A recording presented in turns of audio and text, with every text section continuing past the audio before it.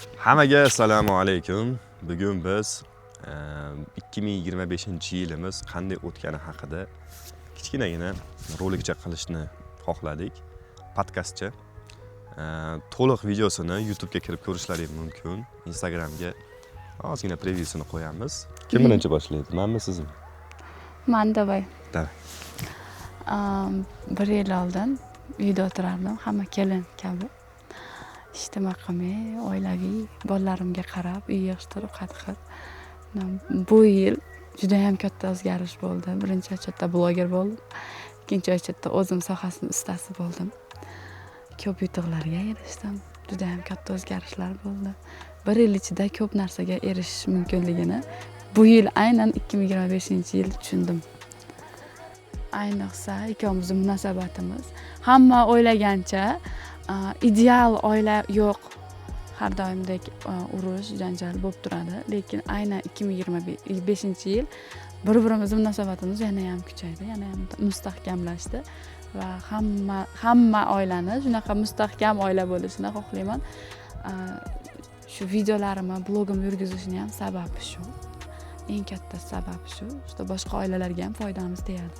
Hamma yozadi, nimaga yuzingizni chiqib ko'rsatib yubordingiz-da, oldin yuzimni ko'rsatmasdim. Biz juda ham bu narsani chuqur o'rganib chiqdik. Yuzimni ko'rsatish avrat emas ekan. Mumkin yuzingizni ko'rsatish mumkin agar boshqalarga foydangiz tegsa. Ya'ni jipillab chiqmasangiz, foydali kontent olsangiz, o'zingizni ko'rsatmasangiz, men erim bilan chiqaman, oilam bilan chiqaman, qaynam bilan, dadam bilan, buni hech qanaqa yomon tarafi yo'q deb o'ylayman. Negativlar bo'lgan. Xo'jayinim o'zini lichkasiga yozgan, "Dayuz, sen xotiningni nimaga ko'rsatib qo'yasan?" Hatto internetda to'lib yotibdi. Ochiq-sochiqlar ularni kamaytirib, mustahkam oilani ko'paytirish tarafdori biz. Juda ham shuni xohlaymiz.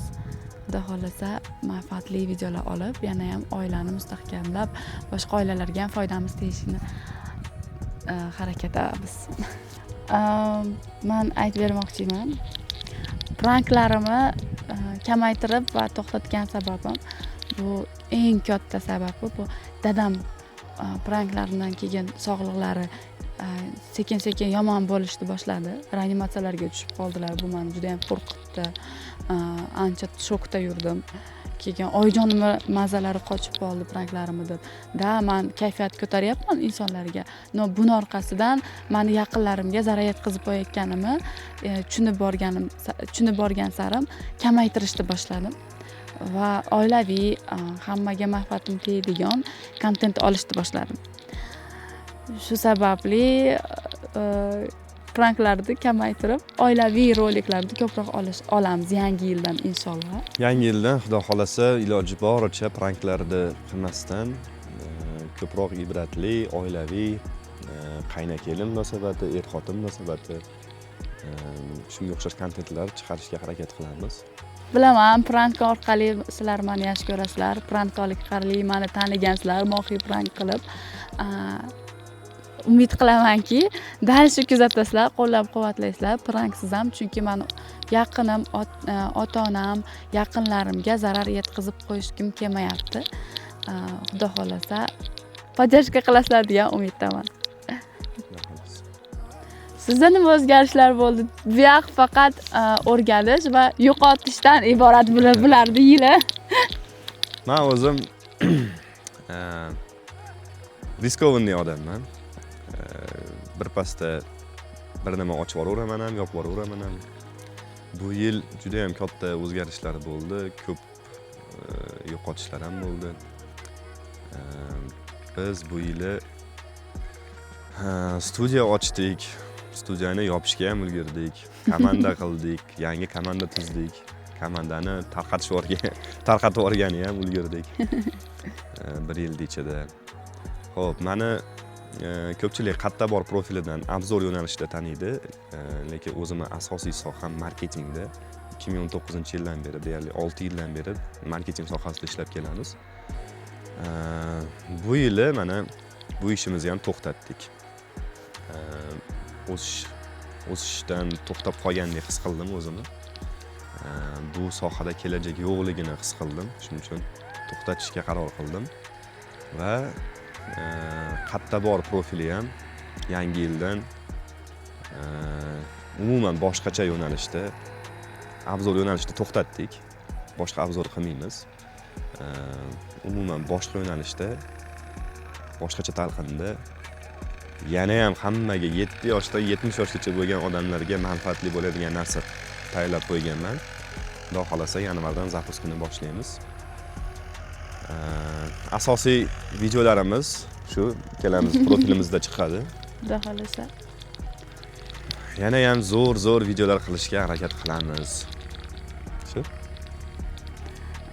Yana bitta narsani aytib o'tmoqchi edim.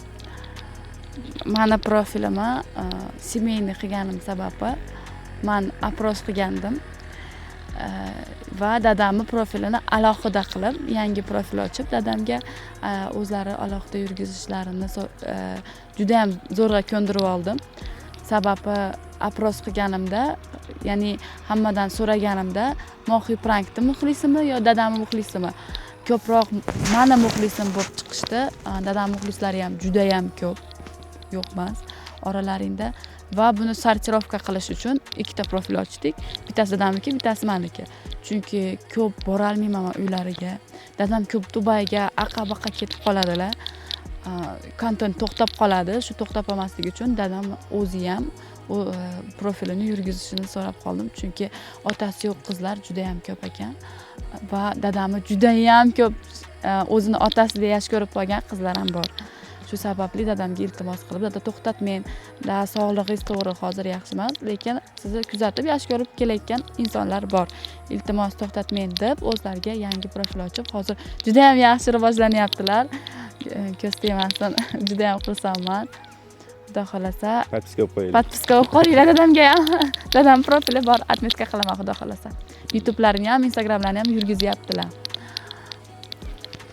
Xudo xolasa.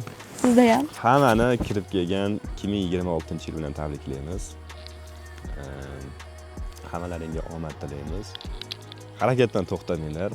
Biz deyarli 1 yilga erishgan yutuqlarimiz bu daryodan tomchi desa ham bo'ladi. Xudo xolasa biz qildik, sizlar ham qilasizlar agar motivatsiya sizlarga. Bir yil ko'p narsani o'zgartirar ekan.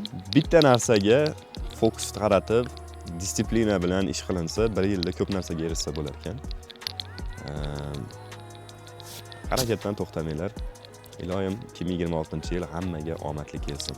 Iloyim bizga ham. Bizga ham. Yanada ham ko'proq o'saylik. Hammaga rahmat. Sog' bo'linglar.